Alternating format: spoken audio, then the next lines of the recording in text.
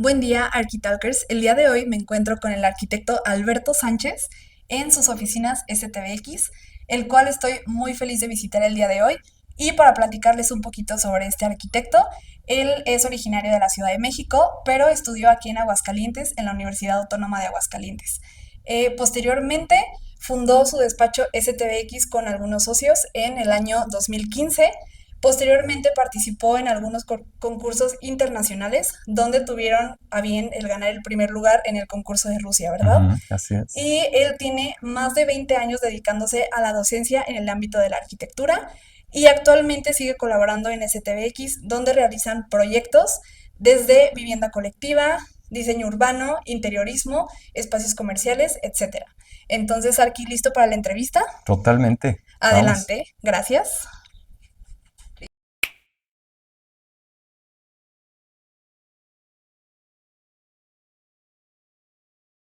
¿Qué tal, Architalkers? El día de hoy estoy muy feliz porque me encuentro con el arquitecto Alberto Sánchez. Estamos en sus oficinas de STBX y el día de hoy vamos a tener una plática con él para que nos platique un poco sobre su vida a nivel personal, en la arquitectura, su trayectoria, premios, etcétera. Entonces, muchísimas gracias por recibirnos, Arqui. ¿Cómo estás el día de hoy? Muy bien, Mariana. Muchas gracias a ustedes por venir acá, por tomarse el tiempo y es una gran iniciativa que siguen ustedes fomentando con esto de las charlas de los arquitectos locales. Claro, claro, es un gusto conocer más sobre las historias y aprendizajes que nos dejan ustedes como arquitectos que tienen más trayectoria y experiencia y sobre todo para todos los chavos que nos están que están escuchando y son estudiantes o están en proceso de formarse como arquitectos, están trabajando, siempre es bueno tener inspiración, recomendaciones, consejos de ustedes. Así que muchas gracias nuevamente. Y bueno, me gustaría arrancar esta charla preguntándote algo que muchos arquitectos a veces han pensado, a veces no han pensado mucho. Me gustaría que tú me platiques algún espacio que has visitado a lo largo de tu vida, que tú sientas que fue un punto para ti eh, de cambio de perspectiva, de introspección, de admiración. Quiero que me platiques alguna experiencia, sentimiento que has pensado al entrar a algún espacio que te haya cautivado, que te haya dejado pensando después de que lo visitaste.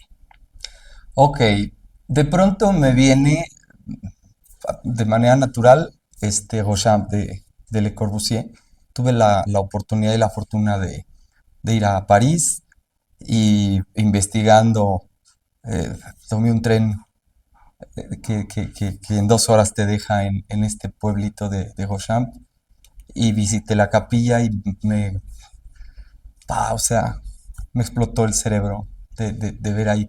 Pero me voy todavía más atrás, porque eso ya era yo arquitecto cuando lo visité, Ah, lógicamente. perfecto. Pero les voy a platicar una anécdota que además yo utilizo mucho, regularmente el primer día de clase con mis alumnos ahí en la Autónoma, para decirles, me gusta mucho que reflexionemos por qué decidimos ser arquitectos. Y yo les hablo de esta anécdota que tiene que ver con un espacio en específico por el cual me detonó el gusto, El gusto. la pasión, más que el gusto, la pasión por el espacio habitable. Así es. Mm, y además, cuento que es una epifanía, porque hasta hace pocos años, quizás 5, me acordé de esta anécdota que te voy a platicar. Antes de eso, yo daba otras razones cuando me preguntaban por qué quise ser arquitecto, pero bueno, si me Ajá, permites, me arranco. claro, platícanos. Ujú. Cuando yo hice mi niñez en Ciudad de México. Entonces, de por sí tuve la fortuna de conocer y mi papá era muy de llevarme a... Era muy sensible a la arquitectura, le gustaba mucho llevarme y que habláramos de los edificios, aunque él era, ¿Tu papá este, era arquitecto o se para dedicaba nada. a otra cosa? Mi papá era economista, mi Oh, papá, perfecto. se dedicaba a otras cosas, pero mm, le gustaba mucho recorrer edificios, recorrer la ciudad caminando. Era como muy sensible al tema del espacio.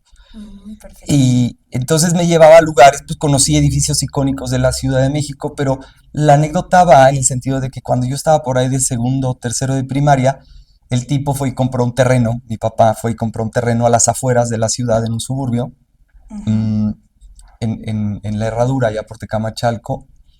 Lo compró de oportunidad, él trabajaba en un banco, le dieron un crédito muy blando. Esta es toda la historia, espero no aburrir. No, claro, adelante. Le dieron un crédito muy blando, va y se compra un terreno en un barrio que prometía bastante, en un fraccionamiento, como se les llama ahora.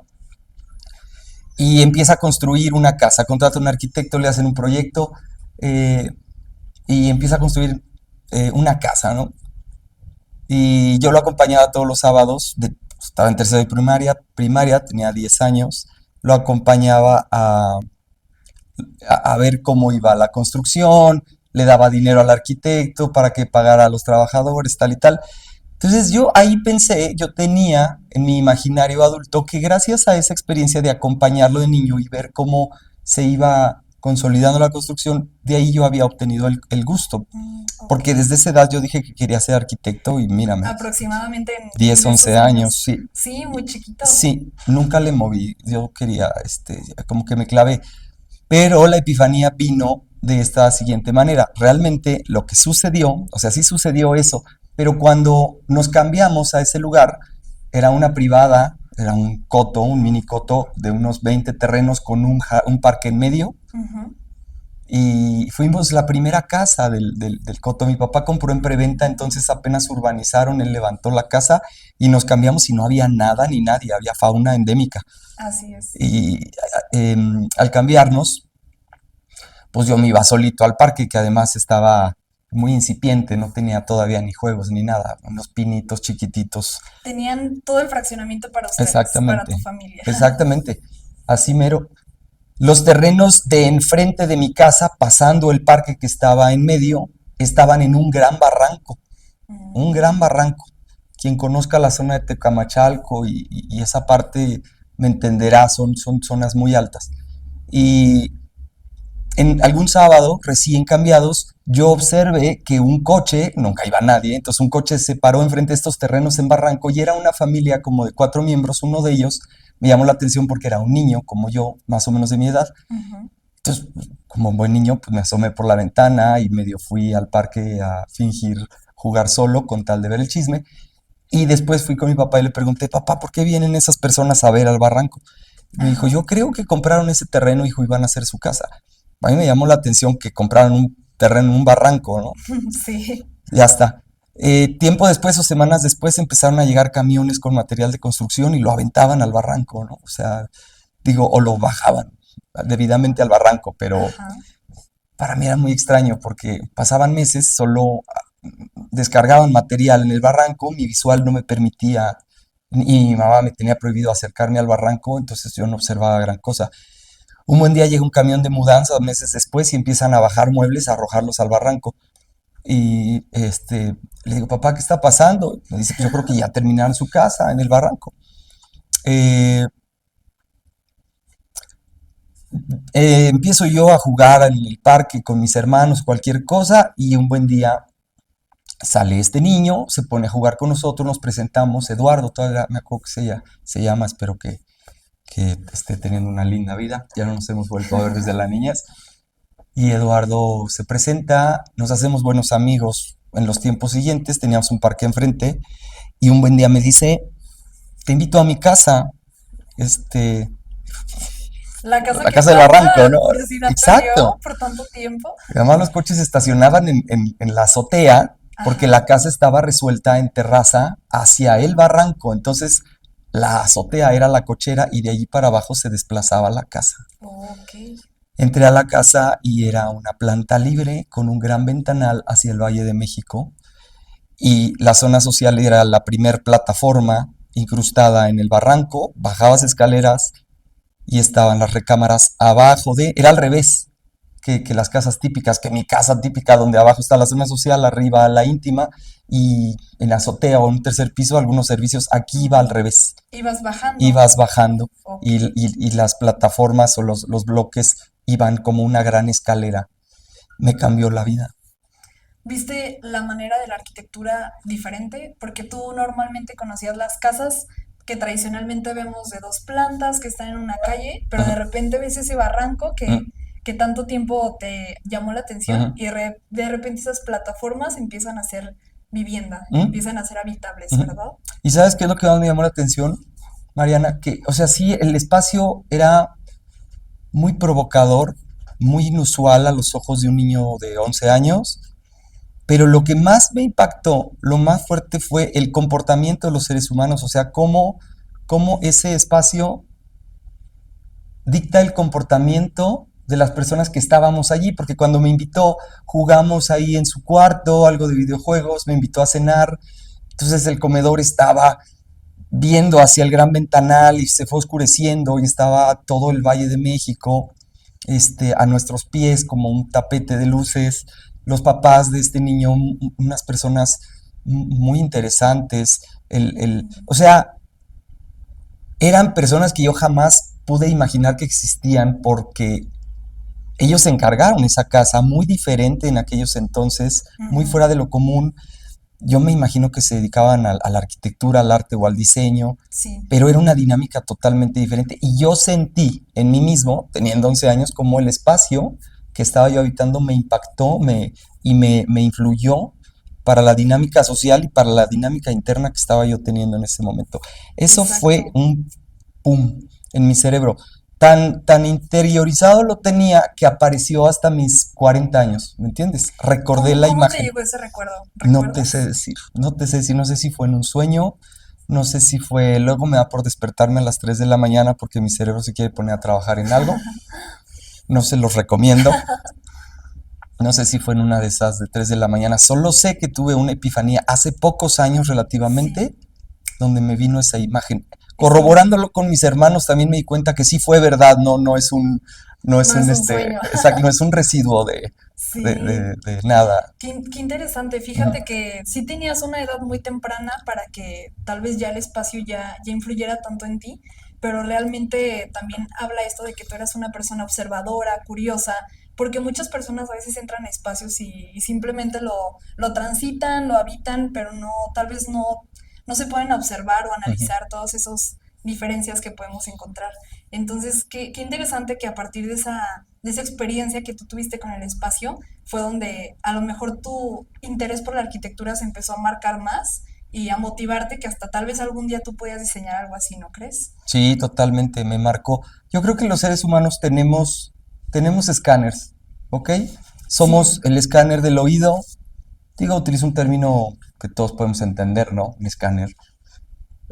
Nuestro oído es nuestra mejor parte del escáner, nuestro olfato puede ser nuestra mejor parte del escáner, los ojos, la así piel. es. Este Johanny Palasma habla mucho de este rollo de los sentidos y la arquitectura lo ha dejado medio de lado, ¿eh? Pero yo creo que tengo esa característica, soy como muy sensible, y te digo que mi papá así era, Sí, soy muy sensible al espacio.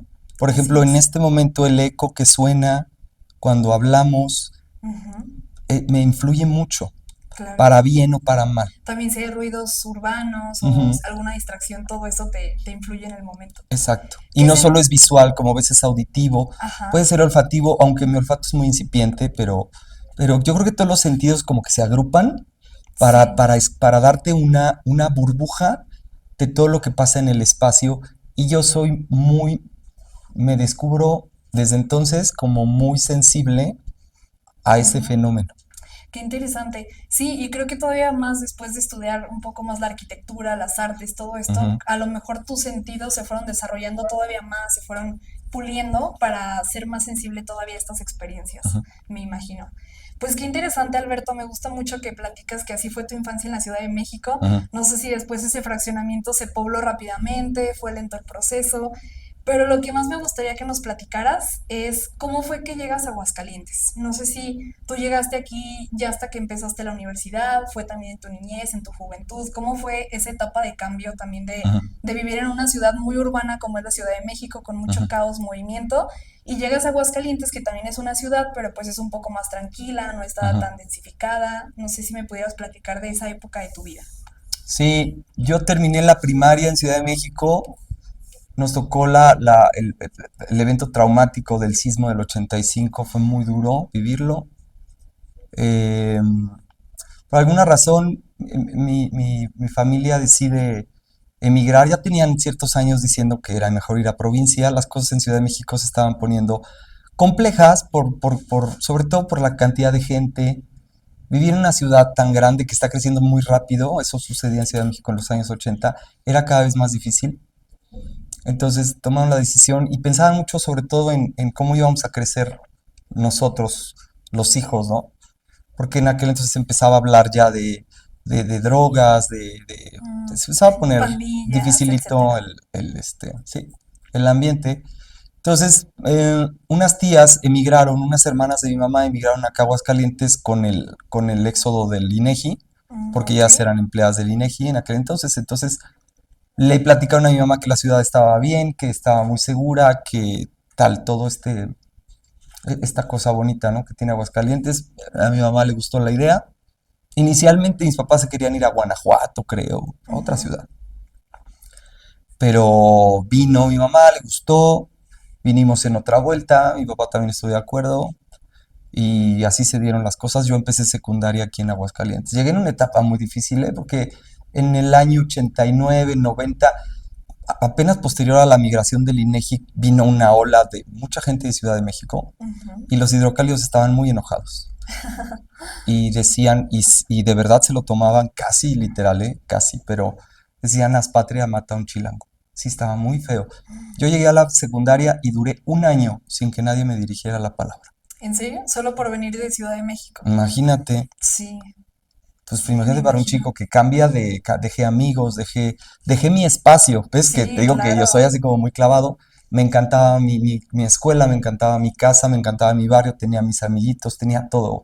Yo era un niño como establecido. Así Me es. mueven a un lugar que la verdad, después de que vives en Ciudad de México y todo esto, cuando llegas a un lugar de provincia, sobre todo en el Aguascalientes de 1989, Ujú. mm, fue complicado. Pero lo más complicado es que nadie te dirigiera la palabra, Sí, ¿no? claro, claro. Este, pero bueno. Sí, o sea, llegas y de repente el shock, tanto cultural como un cambio en esa etapa que, como dices, ya Ujú, estabas muy consolidado, que son muy importantes las amistades, sí, el sentirte seguro y llegas y ves que no hay buen recibimiento de la gente ujú, y aparte, pues todo diferente, ¿no? La sí, ciudad ya estaba muy consolidada, ya era lo cotidiano y aquí yo creo que veías todo, pues un poco más pausado en el crecimiento de la ciudad, ujú. en la vida.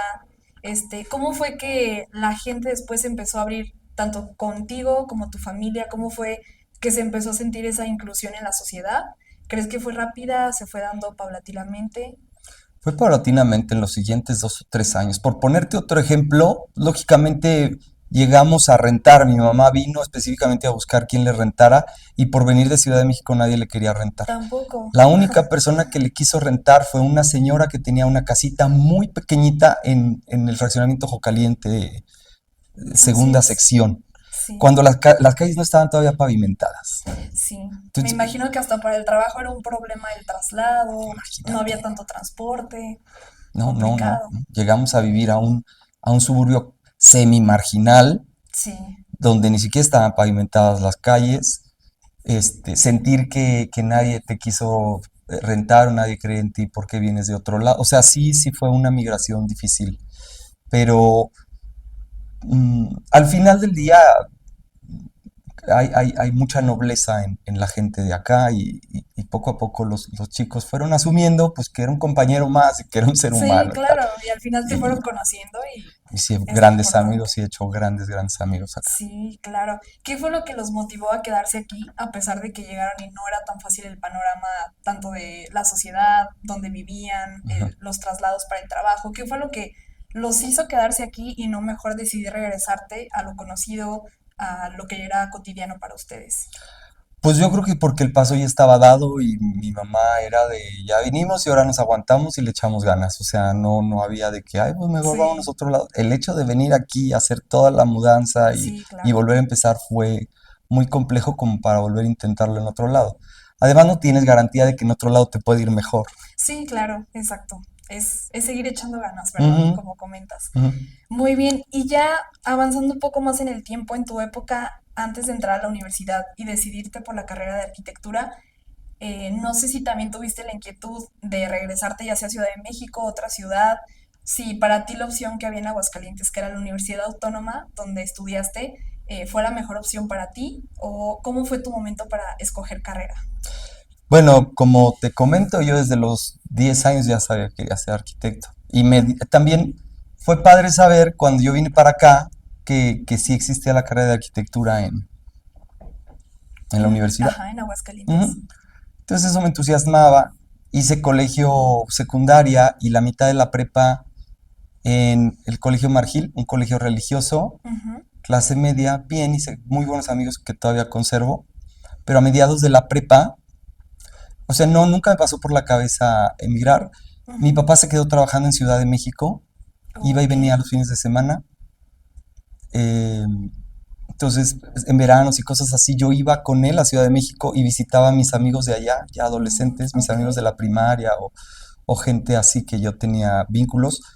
eh, los visitaba, conservo algunos de ellos todavía, pero no, nunca pensé en emigrar, hice raíces como adolescente aquí.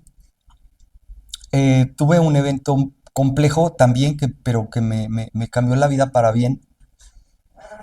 Eh, por ahí del año 94, quizá ustedes no lo sepan, no hayan nacido, pero hubo una crisis financiera muy fuerte en el país, como esas con las que periódicamente suceden. Ujú. En 1994 y mi papá le fue muy mal y en mi casa me dijeron,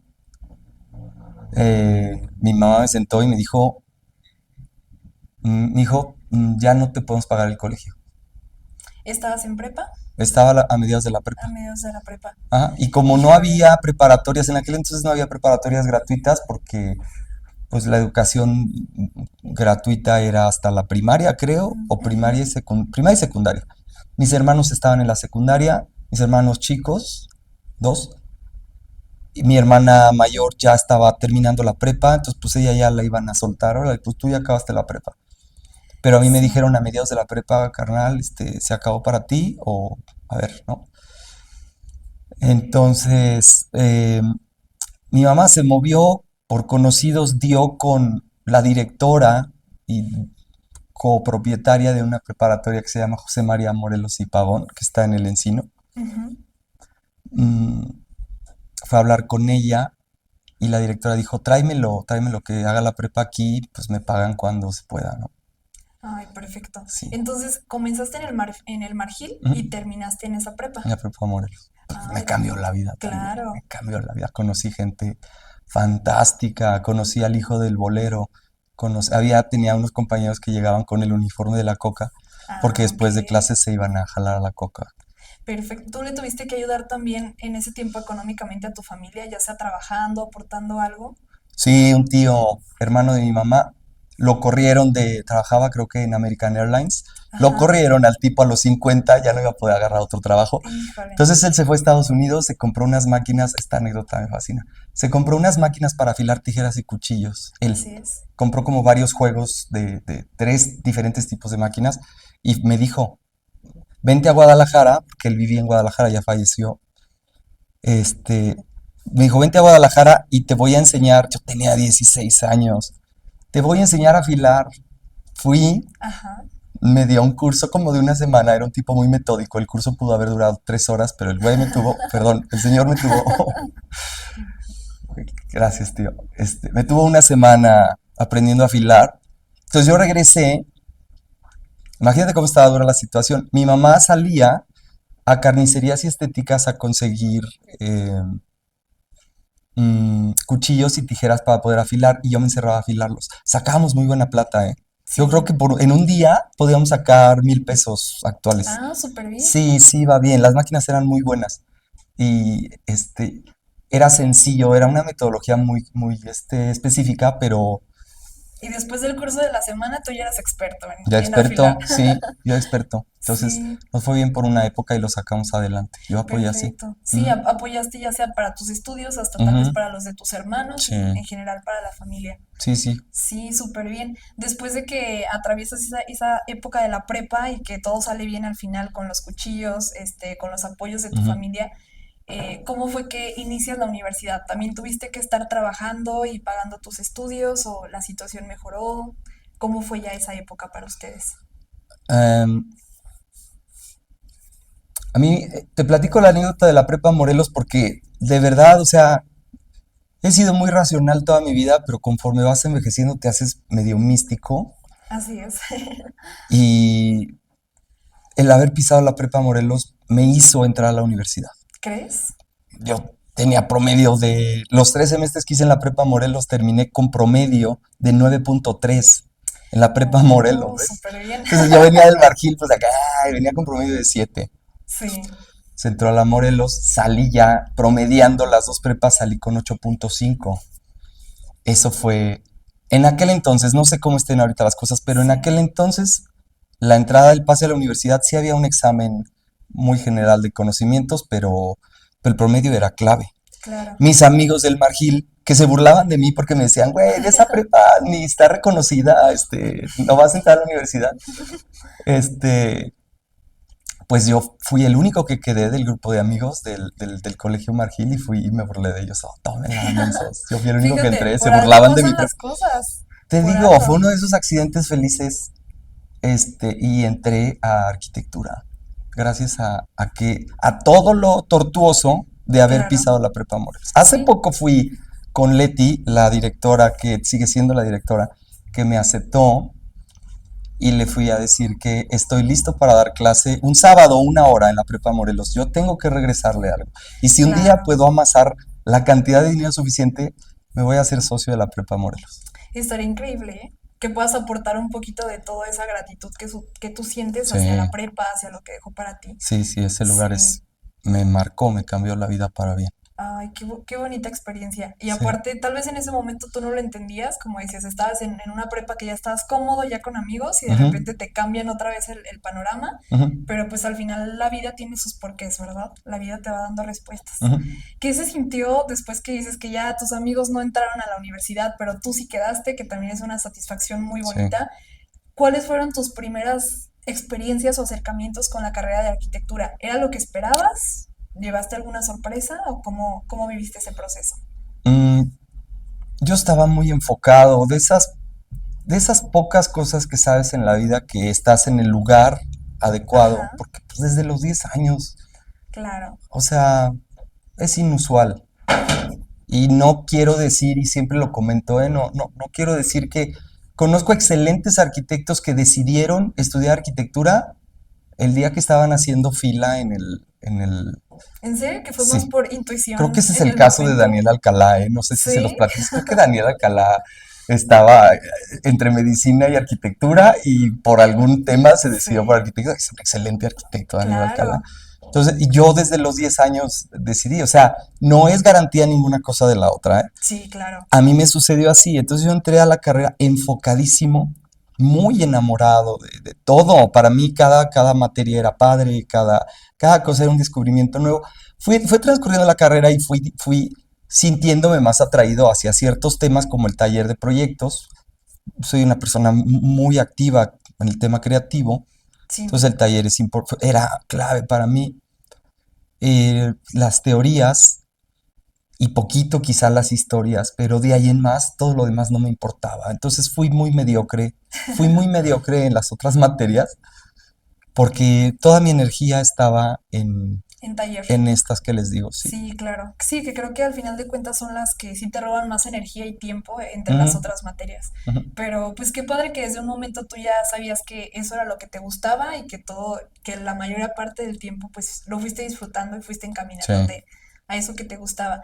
Ahora, en esta época de la universidad, no sé si nos pudieras compartir si tuviste algo que también tú creas que te marcó en esa etapa como universitario, ya sea algún profesor, algún proyecto, alguna experiencia, no sé si te fuiste de intercambio, algún concurso, algo durante la universidad que recuerdes que sea especial para ti, que nos puedas compartir. Bueno, muchas cosas, pero te voy a platicar dos que también me marcaron personal y profesionalmente. Cuando estaba yo Ujú, en octavo o noveno, no recuerdo, hicieron un concurso interno para ir al Encuentro Nacional de Estudiantes de Arquitectura. No sé cómo lo manejen ahora, creo que por promedio, no sé cómo sea, pero en aquel entonces hacían como una repentina. eh, mm, Creo que se inscribía cualquiera que quisiera de la carrera. Yo fui a esa repentina ujú. y me seleccionaron para ir al ENEA de Puebla en el año 99.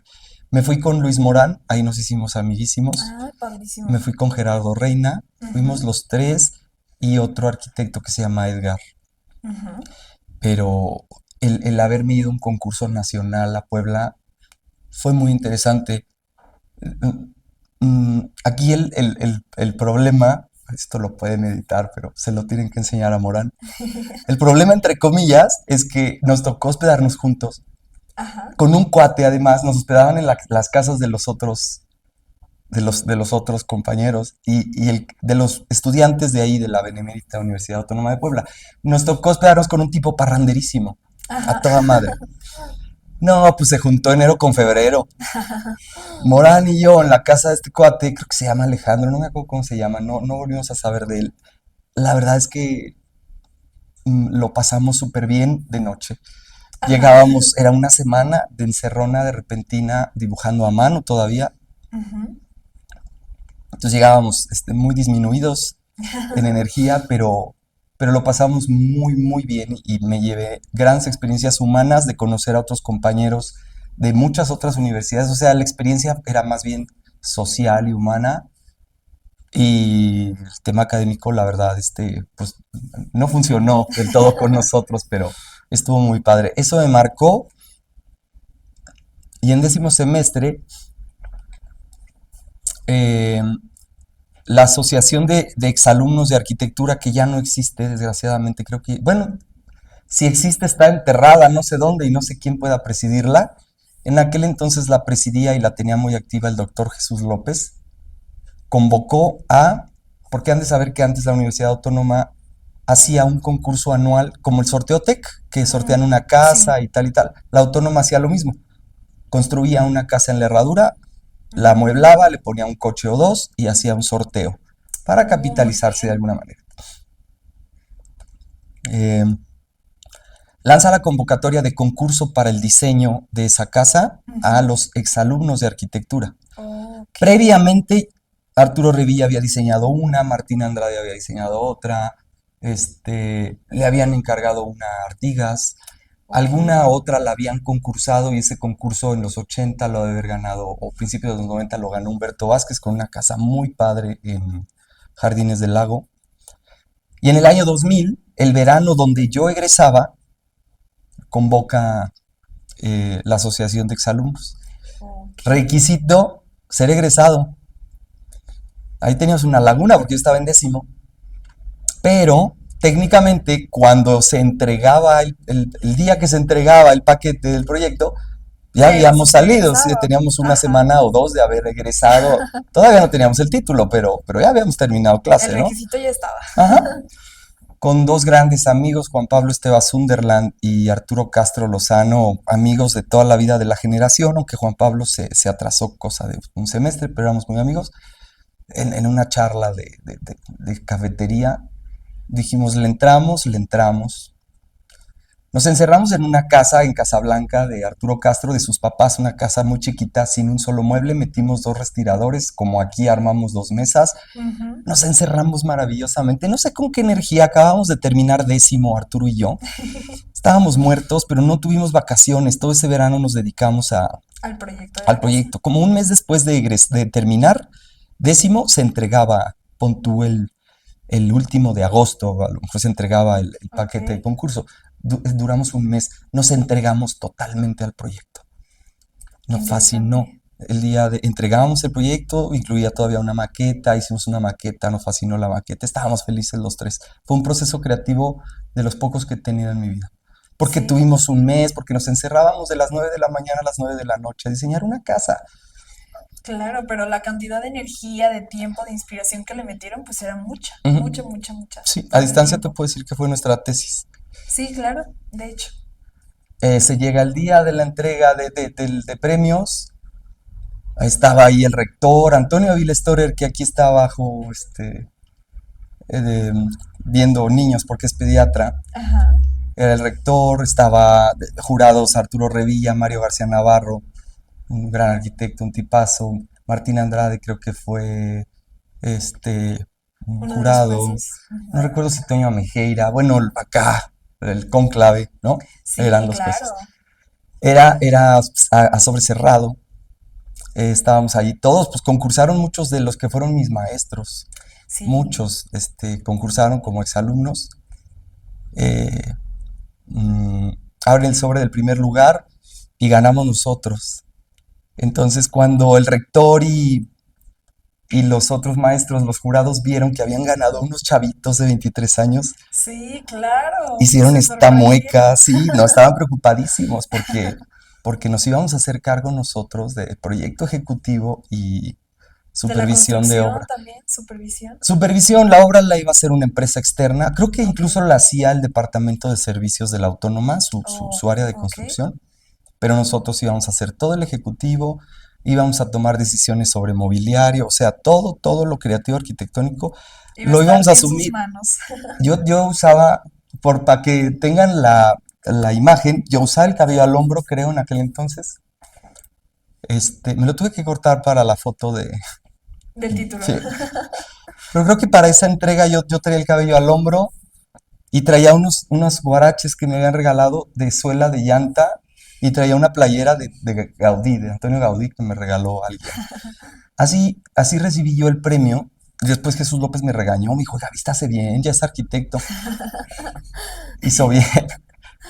Pero para que entiendan cómo el rector y esa gente vio quién estaba ganando. O sea, sí, sí, Sí, sí. aparte por lo que mencionas, los premios anteriores los había ganado Arturo Revilla, Martín Andrade, Artigas, eran grandes de la arquitectura en ese tiempo y de repente ven a un chavito recién egresado, ellos tenían sus Exactamente, dudas. unos niños, éramos unos niños y Sí, sí, ganamos, ¿no? sí.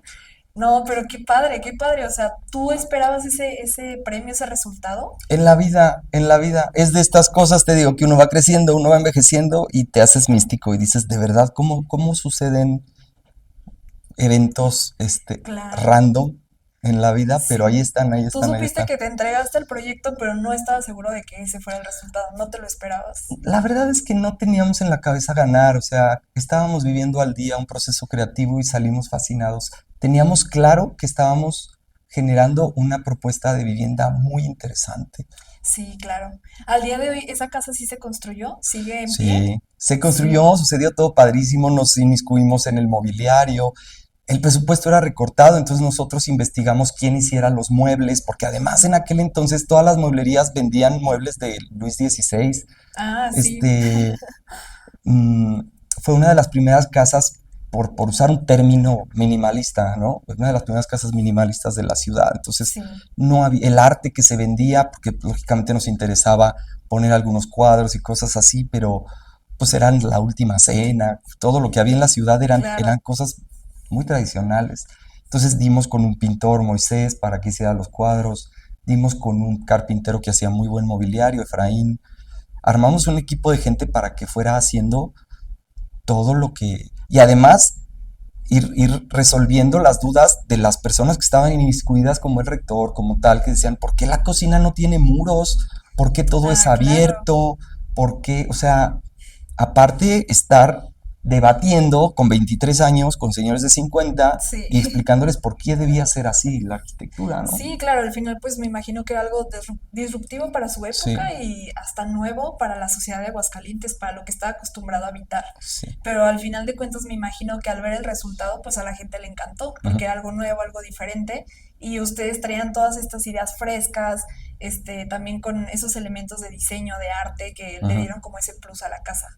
Sí, fíjate que sí. Había opiniones muy encontradas. Había gente que entraba a un espacio tan diferente y, wow, o sea, les Le impactaba. cambiaba el panorama, pero había gente que decía, ¿qué es esto? Es una pecera, vámonos de aquí, yo no quiero vivir acá. Y después la ganó un tipo de 25 años, el sorteo, amueblada y todo. La verdad es que no le interesaba como vivienda para él, la vendió y se la vendió a un empresario que tiene agencias de automóviles Ok. y él se fue a vivir ahí con su familia, con su esposa, hijos pequeños y adoraron la casa, compraron la casa porque la adoraron y la absorbieron muy padre. Tan es así, lógicamente la bardearon porque la casa era un showroom Claro. emplazado sin bardas y ese era el concepto. Sí. Nosotros andábamos muy bauhausianos, pero pues Ajá. llegó un habitante que Sí, que quería su pues sí, privacidad, ¿no? seguridad. Naturalmente. Pero él nos invitó, él dio con nosotros y nos invitó a cenar. A los tres Ay, arquitectos que ganamos. Te padrísimo. estoy hablando de 3 años después de haber hecho el sorteo y de todo lo que pasó. 3 años después de haber entregado esa casa a nosotros, amueblada y todo, nos invita y vimos cómo se la apropió. Tenía un criadero de halcones ahí, Mm, padrísimo, padrísimo, muy Sí, bonito. yo creo que fue una satisfacción para ti el ver que tal vez no fue el dueño inicial quien la ganó, pero otra persona que realmente se Ujú, interesó en ella y se la apropió, como tú comentas, ujú, la disfrutó realmente y ujú. pudo sentir ahí como su esencia en el espacio. Sí, eso fue un triunfo, fue algo bonito como arquitecto, saber que no llegaron y la tuvieron que pastear toda y dividirla porque no.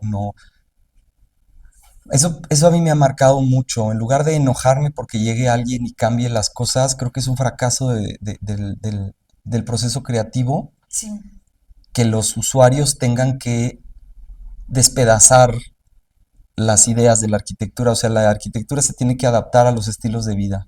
sí, exacto. ¿Me entiendes? Sí, claro. Y entonces el ver en esa ocasión que los que llegaron absorbieron muy bien el concepto espacial.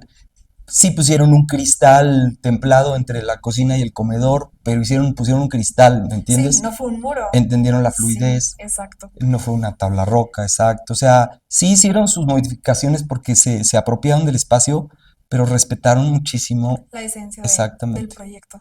Qué interesante, Alberto. ¿Consideras que tú, al egresar de la carrera y tener esa oportunidad de que egresas y ya se está haciendo un proyecto que tú diseñaste, te dio en cierta manera una ventaja comparada a tus otros compañeros que apenas iban saliendo y batallando con el tema de encontrar trabajo y ver cómo se acomodan? Mm. ¿Crees que fue algo positivo para ti?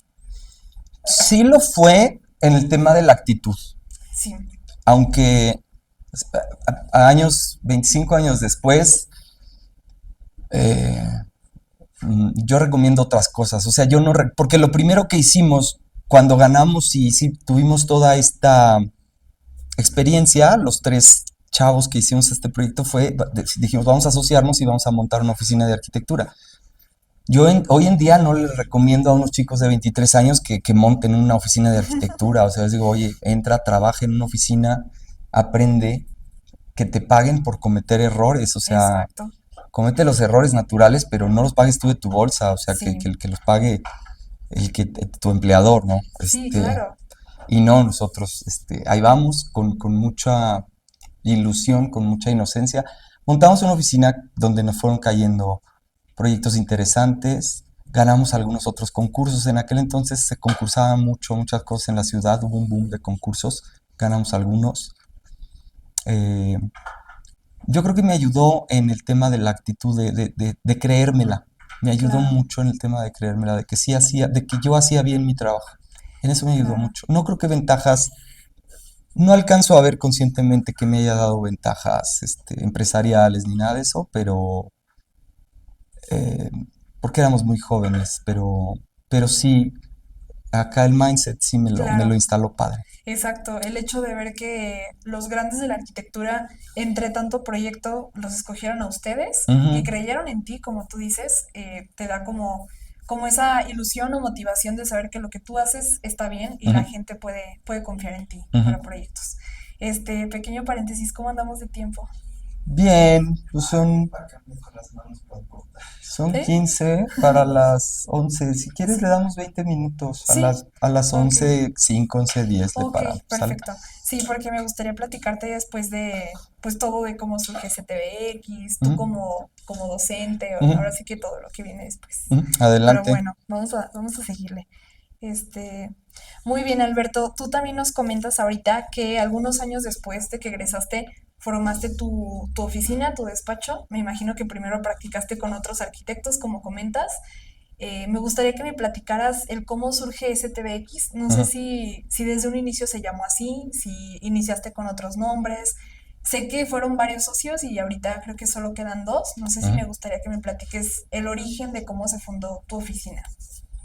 Sí, yo trabajé prácticamente 10 años con estos chicos, ahora señores, Arturo Castro y Juan Pablo Esteban. Sí, Nuestra los mismos oficina, del concurso. los del concurso, Ah, nuestra ok, oficina se llamaba SCE por Sánchez Castro Esteva, Sánchez Castro Esteva Arquitectos. ok. Trabajamos 10 años juntos, hicimos varias cosas padres.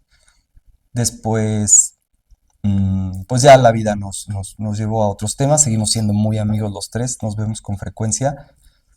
Y después de 10 años, del 2000 al 2010, trabajé con ellos. En el 2010 yo empecé a trabajar solo Ujú. pero me aburría mucho. A mí trabajar solo me aburre. ¿Te gusta más el trabajo en equipo, Totalmente, con totalmente, socios, colaboradores? totalmente. Siempre ando buscando con quién agruparme. Sí. En esas épocas que tú empezaste con tus compañeros y que tú estuviste solo, ¿qué tipo de arquitectura hacían? ¿Era igual vivienda unifamiliar? ¿Hacías algunos espacios públicos, comerciales? ¿O cuál era su enfoque en esos años? Sobre todo era vivienda, algunos interiorismos de comercio, de locales. Mm, por ahí, cuando llegó el ingeniero Luis Armando como gobernador, nos llamaron para diseñar un acceso urbano a alguno de los municipios, porque él dio esa instrucción al principio de su gestión, que todos los municipios tuvieran como un acceso urbano Ok. diferenciado. Nosotros diseñamos alguno de estos, de San José de Gracia, parte del master plan pequeño para el área de lanchas de la presa Calles, pero sobre todo habitacional y ese tipo de cosas. Ok. Y después de que estuviste trabajando ese tiempo, ¿cómo fue que coincides con los socios iniciales de STBX? ¿Cómo fue Ujú, que surge esta nueva oficina para ujú, ti, que es la que tienes actualmente? ujú. Bueno, yo doy clase desde el 2022, o sea, yo egreso en el 2020 de la Autónoma y en el 2022 me llama Juan Camilo Mesa, ahora socio y empresario y líder de lo que es Global University. Ujú. 2022. 2002, perdón. 2002. 2002, mil Sí, disculpas. dije, En achis. 2002. No, yo egresé en el 2000 y en el 2002 me llama Juan Camilo, que era rector de la Cuauhtémoc. Ujú. Recién estaba entrando como rector y me invita, ya nos conocíamos de hola y adiós, pero nos llevábamos bien. Me invita a dar clase en la Cuauhtémoc.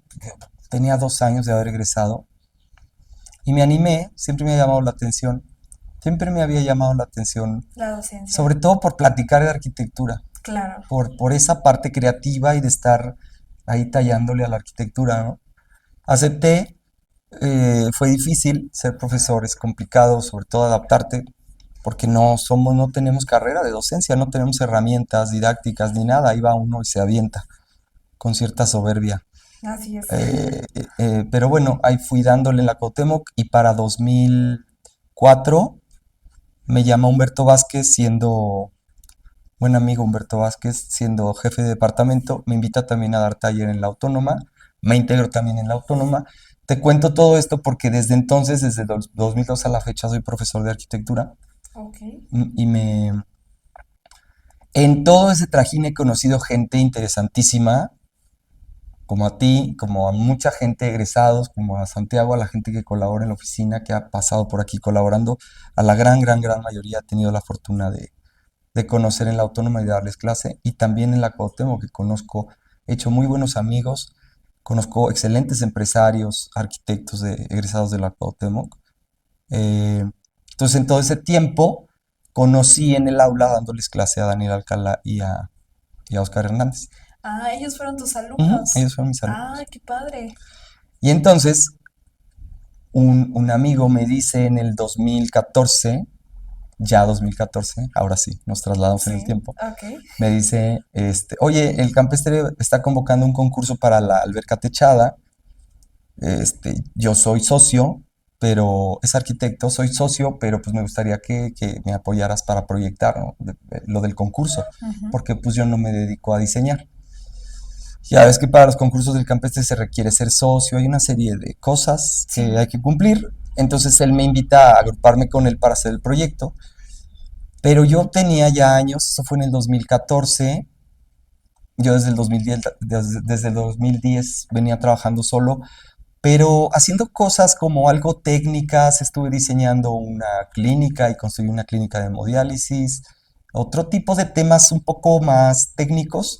Sí. No me sentía yo muy seguro creativamente, y te digo Ujú. que a mí me gusta trabajar en equipo, yo me aburro solo, yo me aburro proyectando solo, yo me aburro, ¿qué me platico yo? ¿Cómo que me debato yo? Sí, claro. ¿Ves? Sí, claro. Es divertido en el proceso justo que alguien propone una idea, la otra persona tal vez la sigue, otra persona la puede ir transformando, Ujú, entonces el proyecto empieza a caminar, empieza a irse ujú, modificando, mejorando con la suma de ideas, ¿verdad? ujú. Sí, justamente yo le dije a este cuate, sí, pero déjame llamar sangre nueva, gente creativa. Y Sí, yo tenía claro. la referencia de Daniel y de Oscar como unos cracks creativos. Sí, que eran tus alumnos Entonces yo les también. llamé por teléfono y dije, oye, ¿te interesa participar conmigo en un proyecto de concurso? Digo, no entras como renderista ni nada, o sea, o sea, vamos horizontal a echar raya y a representar el concurso. Les encantó la idea. Hicimos el proyecto, igual nos desvelamos, tuvimos un proceso creativo muy interesante los tres, con esta otra persona que era socio del campestre, también participó, disfrutó mucho el proceso.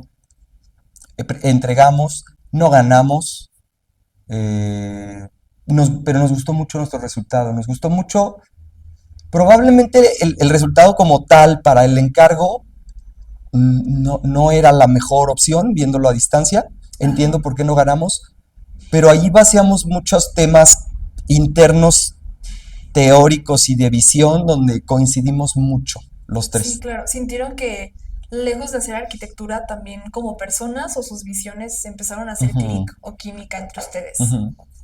Sí, Ok. encontramos una química creativa muy padre. Y nos empezamos a juntar 3 veces por semana en Starbucks, a las 7 de la mañana antes de que ellos acababan de egresar igualmente, o sea, muy Ajá. similar a lo mío. Ellos el verano pasado acababan de terminar y se empezaron a juntar conmigo para ver qué hacíamos, ¿no? Hicimos el proyecto de concurso, en esta ocasión no ganamos, pero nos empezamos a juntar a las 7 de la mañana a tomar café y a ver qué seguía, ¿no? Qué seguía, porque Claro. sentíamos tanta posibilidad entre los tres. Yo traía mis cosas, Daniel estaba de empleado en una oficina de urbanismo, Oscar estaba en su empresa familiar, integrándose en la empresa familiar de su mamá, inmobiliario, de tema inmobiliario, pero nos juntábamos y nos fueron cayendo, fuimos consiguiendo pequeños encargos Ok.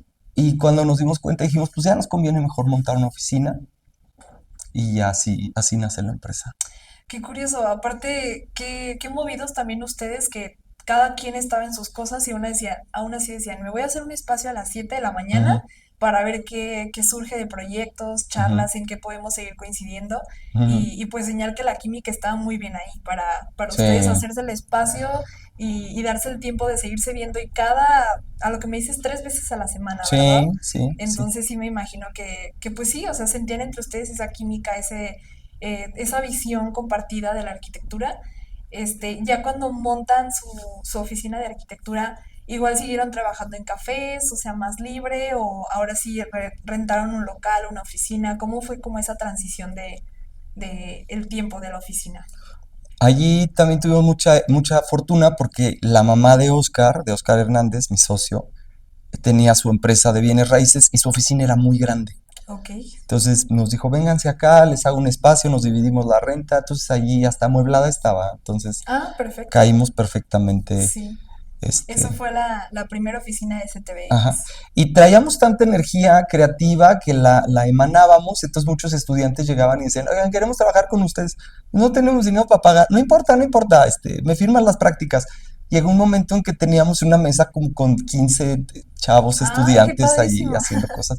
Sí, fue una época experimental muy, muy padre, muy, muy Sí, padre. sí, y que también los alumnos se sentían atraídos por su visión de Sí, la arquitectura, sí, por sus análisis, todo esto, sí. entonces ellos iban llegando solitos, Sí. ¿verdad? Y con las redes sociales ya en ese momento, 2015, 2016, se iban enterando de lo que hacíamos porque Oscar y Daniel mantenían las redes sociales muy frescas, muy bien trabajadas.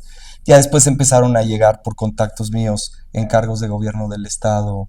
Oh, O sea, yo perfecto, lo que puse fue mi agenda. claro, Entonces los encargos interesantes, los encargos ya de mayor peso fueron llegando ok. y los fuimos elaborando y eso nos fue dando más, fue haciendo la bola de nieve más grande. Qué interesante. Algo que siempre me he preguntado es qué significa STBX. No te puedo decir porque tengo un acuerdo contractual, no es contractual, pero tengo un acuerdo moral con mis socios de que son unas siglas muy místicas que no Sí, es un podemos. Sí, secreto entre ustedes, sí, muy sí, sí. misterioso. Yo quisiera gritarlo al mundo, pero no me dejan. Y les prometí que no lo iba a decir. Ok, ¿Sale? vamos a guardar ese secreto. Sí, Sí, siempre sí. me lo he preguntado porque digo, no sé si la S es de Sánchez, pero luego ya las otras letras como que no me hacían sentido, Mm, pero ok, tiene un secreto místico esa palabra. exacto, sí. Así lo vamos a dejar. Órale. Muy bien, entonces, ya cuando comienzan a caer proyectos que se empieza a mover mucho, yo sé que después Oscar Hernández, tu socio, le entró mucho al tema de la fotografía, Ujú, luego Daniel se independizó, hizo ujú. su propia firma. ¿Cómo fue ese proceso de crecimiento y también que, aunque algunas personas fueron tomando diferentes caminos o se fueron independizando, que no se deshizo la oficina? ¿Sigue el nombre todavía? Ujú, ¿Siguen los proyectos? ¿Cómo fue ese proceso que muchos arquitectos tienen en donde ya los socios empiezan a crecer, pero a veces cada quien va por un diferente camino ujú, y muchas veces la empresa truena, pero la de ustedes pues sigue en pie y pues me imagino que también fue un momento tal vez retador para ti en el que ujú. tú te cuestionaste si seguir, si también hacerte a un lado. ¿Cómo fue ese proceso para ti? Pues mira, llegó la pandemia, yo creo que en el pico, padre, en el mero pico de la oficina, en cantidad de proyectos, en muchas cosas. Acabamos de ganar el concurso de Rusia, internacional de vivienda colectiva. Llega la pandemia, eso fue, pues, ¿qué les digo, no? Muy duro para toda la especie humana. Sí, Eh, Sobrevivimos, la oficina esta no cerró por, de verdad, de milagro. Y ahí es donde, pues, nos empezamos a cuestionar de manera personal, cada quien qué onda, para dónde darle. Fue un momento, mm, una coyuntura compleja. En ese momento fue cuando Daniel decide montar su propia oficina. Oscar y yo decidimos continuar, pero Oscar ya estaba con un pie aquí en Ciudad de México sí, por el tema de la fotografía. Entonces quedamos en eso, que él va a atender, o sea, él tiene prioridad o le da prioridad porque pues así él ha sido muy exitoso como fotógrafo, claro, entonces su claro, prioridad en agenda es la fotografía, pero en ciertos proyectos que han ido, proyectos estratégicos, hay unos proyectos muy del día a día que vamos aquí resolviendo. Él también ha resuelto proyectos que absorbe de allá de Ciudad de México, pero hay proyectos como muy estratégicos que sí hemos abordado en conjunto, ok, pero mayormente hemos seguido aquí.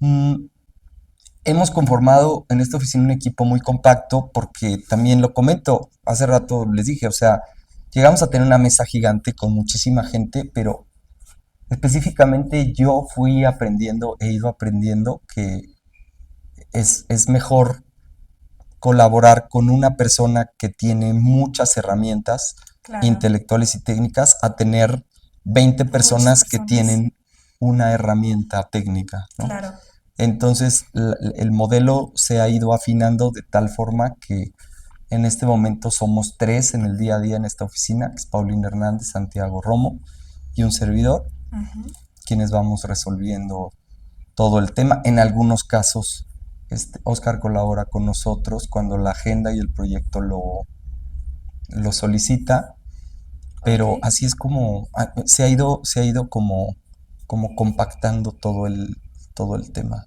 Sí, claro, también el tiempo y la experiencia les ha dado respuestas de qué funciona, qué no Ujú, funciona. ujú, Y ustedes también pues al mismo tiempo han ido optimizando sus procesos que a lo mejor antes requerían más personas para hacer ciertas tareas y ujú, ahora con el tiempo y la experiencia pues se hacen más ujú, rápido, menos gente y todo eso es como el proceso de toda ujú. oficina, ¿verdad?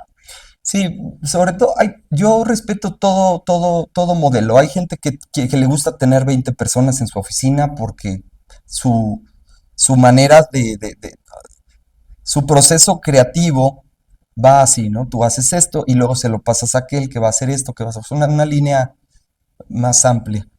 Claro, Realmente aquí mm, no hay una cabeza creativa, o sea, los tres, los tres los aportan, tres los idealizamos, tres, sí, o claro. sea, Sí, fíjate que eso es algo que me gusta de su oficina porque yo siempre he notado que tú integras a tus colaboradores, también les das esa importancia que tienen en la oficina, porque si bien hay muchos despachos en donde el arquitecto principal o el director es el que resalta, pero los demás nunca se sabe quién metió mano al ujú, proyecto o nada.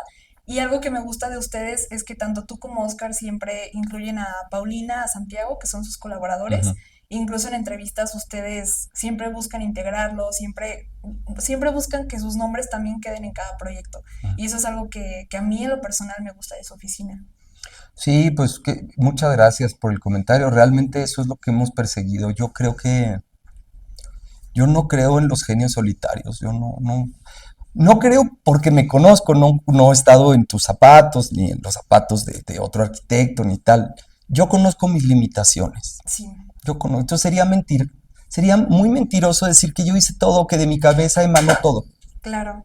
Cuando hay muchas manos atrás que también estuvieron trabajando, aportando ideas. Claro que sí, o sea, para eso te digo que me aburro solo. Entonces, Sí, si voy claro. a invitar a la mesa a colaboradores, a gente que se asocie en un proyecto, merecen y tienen todo el derecho de aparecer en los créditos, en los aplausos o en los jitomatazos cuando las cosas no salieron bien.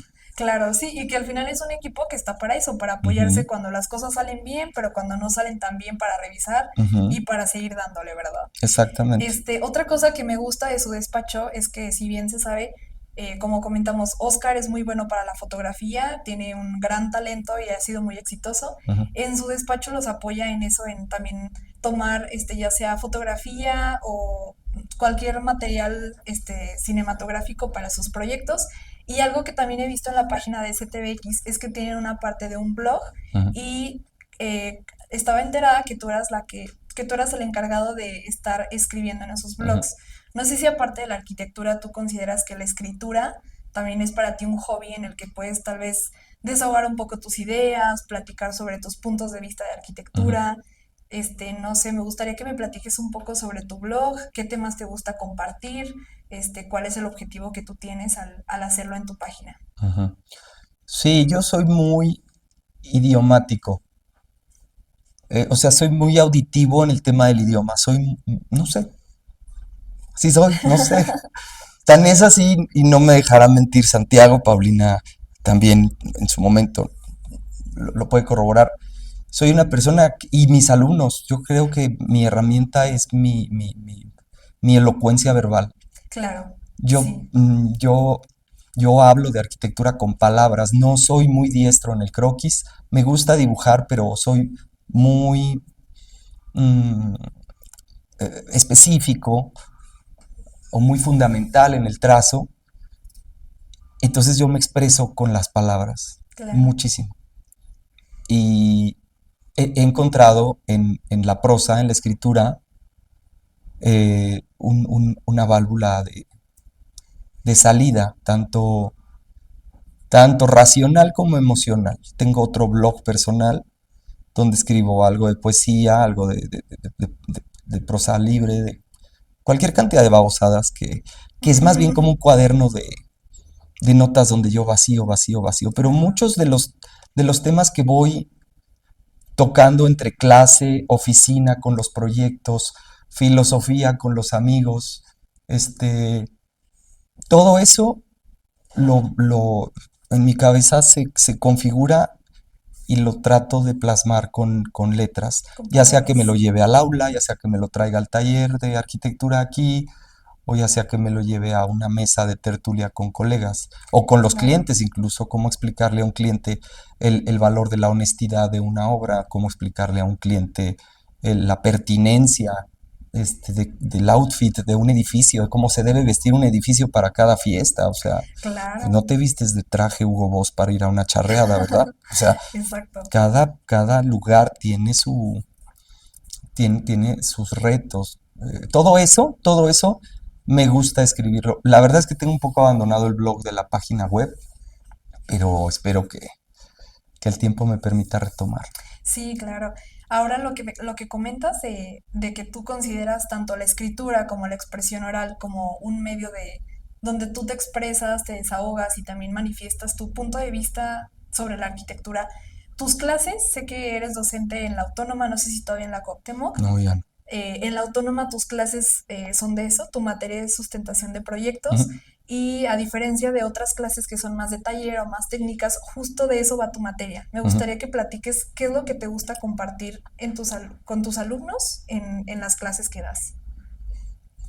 Sí, di taller de proyectos muchísimo tiempo, di clase con casi todos los profesores de talleres, me cansé, sobre todo por los horarios, ni siquiera me voy a poner Así muy es. filosófico, es muy cansado dar clase a las 7 de la mañana o O salir a las hasta 9 en de la la noche. noche un Así viernes, ¿no? es. Y por accidente, de estos pequeños accidentes lindos que hemos platicado, me asignan una materia optativa, donde se inscriben 10 chavos y tengo 15, 20 años dándola.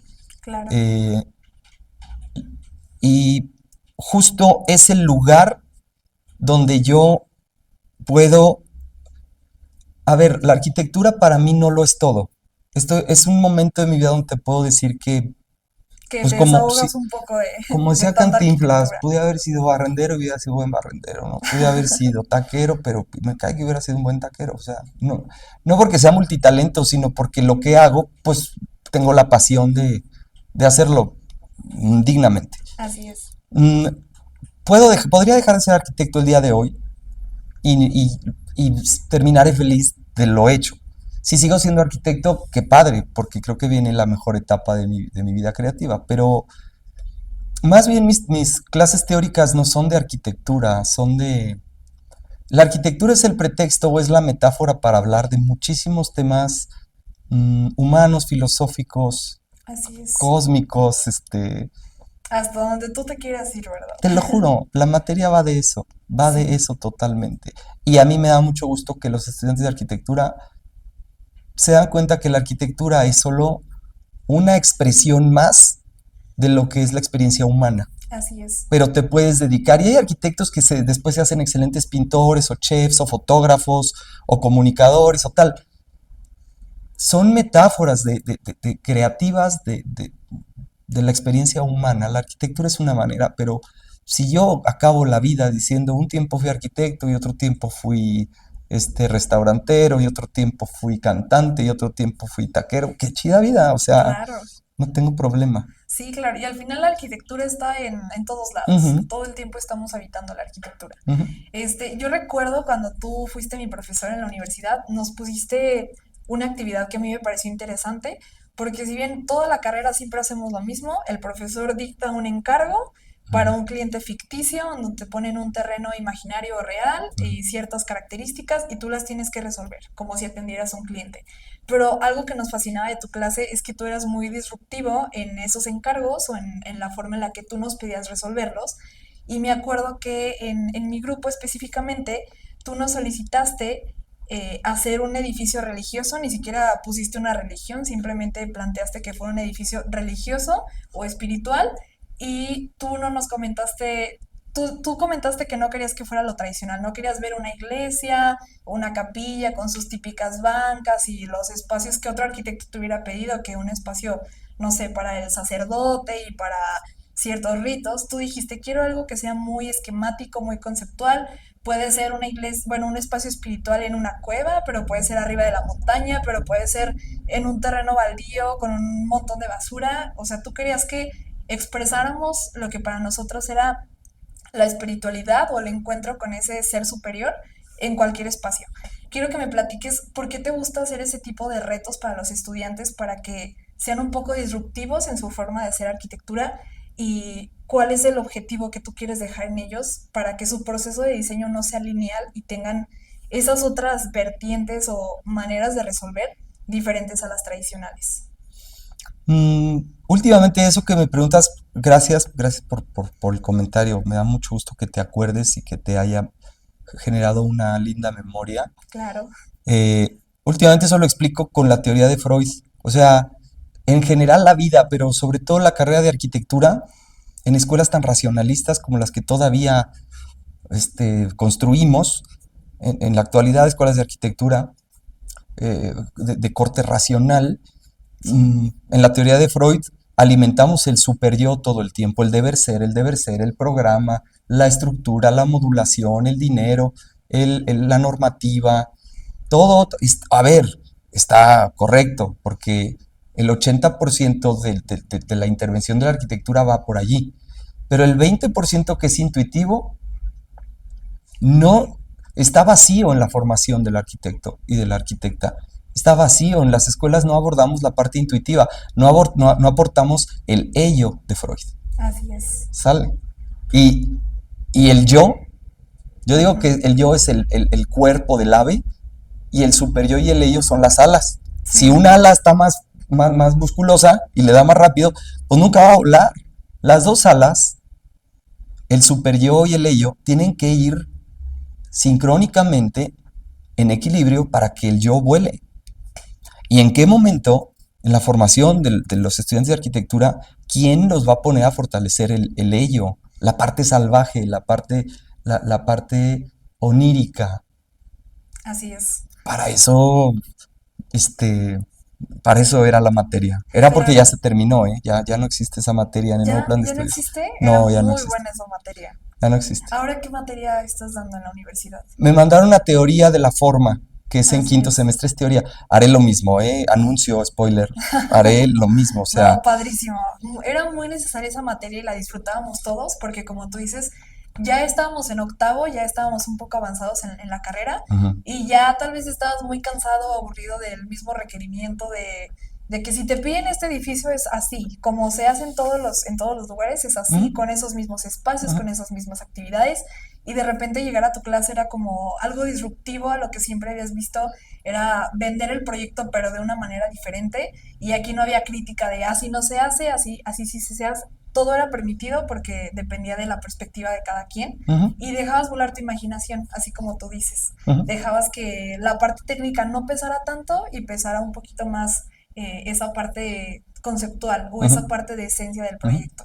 Porque si ustedes se fijan, los proyectos icónicos, estos proyectos muy fotografiados, muy publicados, tal y tal, los edificios famosos tienen una parte onírica, una parte intuitiva y simbólica muy grande. Sí, No es exacto. tanto el programa, ningún edificio lo premian porque cumplió perfectamente con los metros cuadrados. Los edificios que nos marcan en la vida Así es. tienen una carga simbólica impresionante y en nuestra escuela de arquitectura, por cómo se llevan la estructura de la enseñanza, no se trata la parte simbólica, no es importante. Entonces, yo me puse por preocupaciones existenciales propias, yo me di a la tarea en una materia optativa muy pequeña, Claro. abordar ese tipo de cosas. Claro, sí, eran retos muy interesantes que creo que sí les ayudan mucho a todos los jóvenes estudiantes. Ahora que dices que ya quitaron esa materia y que te pusieron en otra, tú sigues viendo cómo por más que las escuelas de arquitectura estén actualizando sus programas académicos, a veces todavía tienen algunas lagunas en los conocimientos que deberían de darle a los estudiantes. ¿Cuáles son algunas de las cosas que tú has llegado a cuestionar o a criticar en los métodos de diseño de las universidades o en los programas académicos que si tú pudieras hacer alguna recomendación o algún ajuste, tú cambiarías? Mm, bueno, yo creo que seguimos en las escuelas de arquitectura, conozco pocas, pero creo que son una buena biopsia de lo que pasa a nivel general. Seguimos viendo la arquitectura como hace 40 años y la seguimos enseñando igual. Así es. No hemos entendido, hemos usado la tecnología nada más para temas de representación, Ujú. eh, pero los paradigmas siguen siendo los mismos de hace 50 años.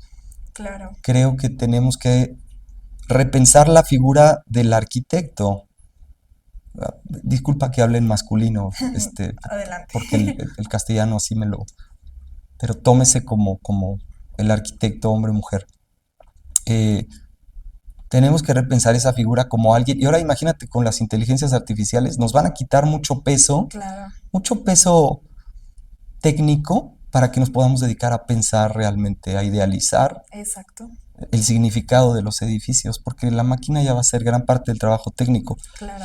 Mucha gente que solo ve lo técnico, pues claro que está un poco asustada porque siente que le van a quitar su trabajo, las IAs, pero se va a abrir la oportunidad de ser mucho más reflexivos en los temas más humanos Claro, de lo que es la arquitectura. Yo creo que va para allá. Y allí no le van a preguntar a nadie, o sea, las escuelas de arquitectura o van a desaparecer o van a dar brincos evolutivos tremendos. claro.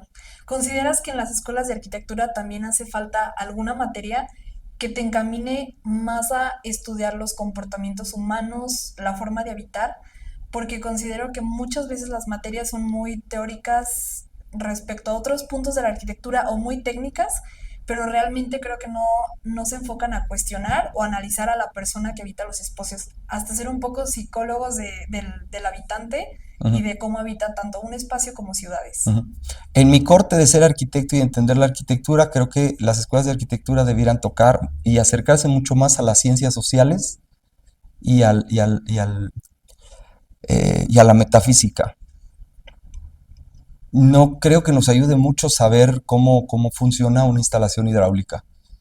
No creo que nos aporte mucho en el siglo XXI. Hay especialistas y hay softwares y que te quiten cuántas horas de un semestre, perdón, que te quiten tantas horas de un semestre Así es, estudiando tuberías cuando pudieras aprovecharlo estudiando sociología, filosofía, psicología social, antropología, claro. eh, cosmogonía.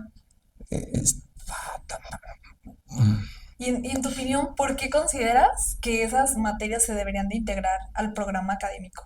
Tanto sociología, psicología, filosofía, Ujú. metafísica, etcétera. ¿Por qué consideras que deberían de tener más peso más que las cuestiones técnicas? Porque una escuela de arquitectura no te enseña a hacer arquitectura, eso se aprende en el camino, como Sí, dirían los mandalorianos. A ver, tiempo. ya llegó tu... No sé, no, yo me tengo que ir. Tiempo. Cierto, ya estamos en tiempo. Hola, buenos días. Ay, hola. Estoy buscando, bueno, Sí, STVX. ¿te puedo pasar a alguien para que te atienda porque estoy en una entrevista? Gracias, él te firma y todo. Gracias. Santiago, ¿puedes atender aquí a la gente del IMSS? Muy amable, gracias. A ti.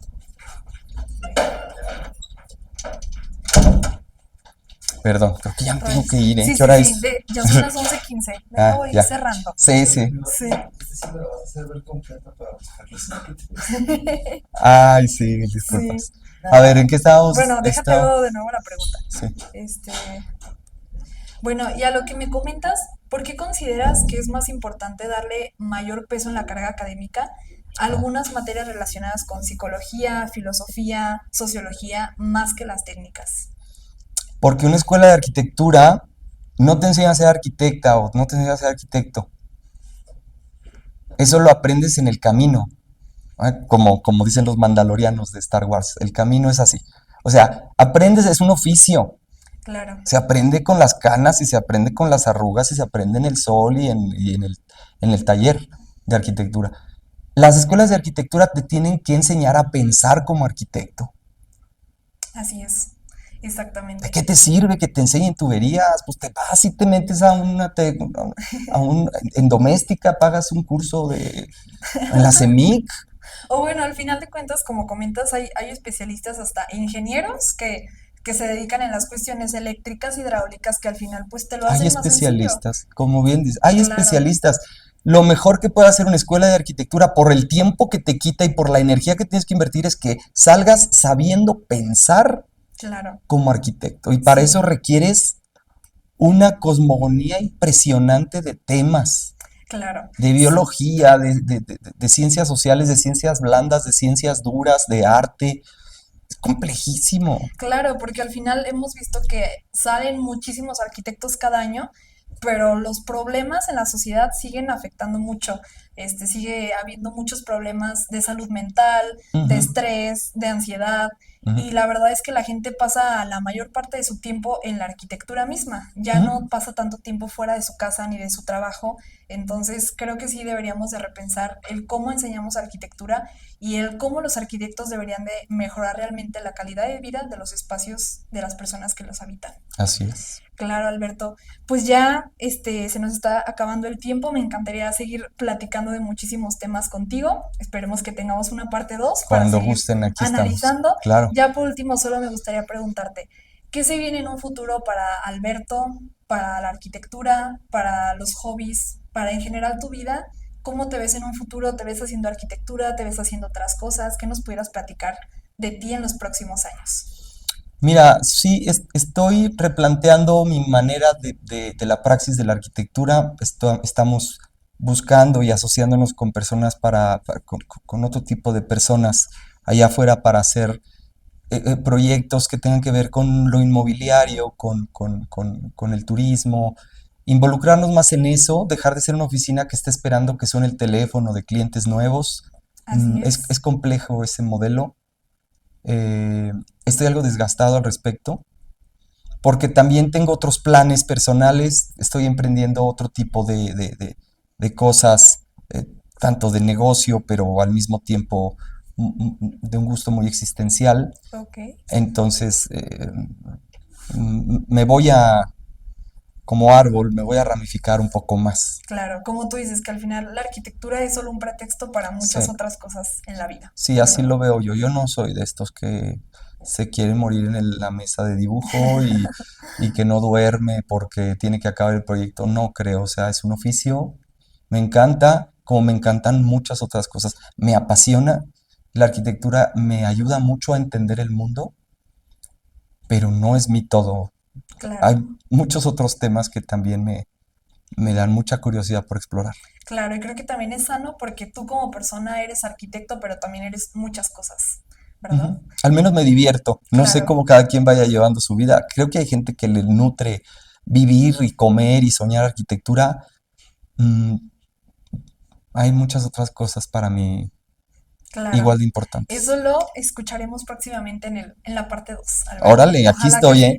De verdad, yo feliz de la vida que vengan y le dedicamos otro rato. Claro, pues muchísimas gracias por recibirnos el día de hoy, por abrirnos las puertas de tu oficina y pues bueno, te agradecemos mucho, esperamos tenerte próximamente de nuevo y pues muchas gracias. Gracias a ustedes. Gracias por venir. Gracias. Gracias. Listo. Ay, qué bien. Discúlpanos con el tiempo.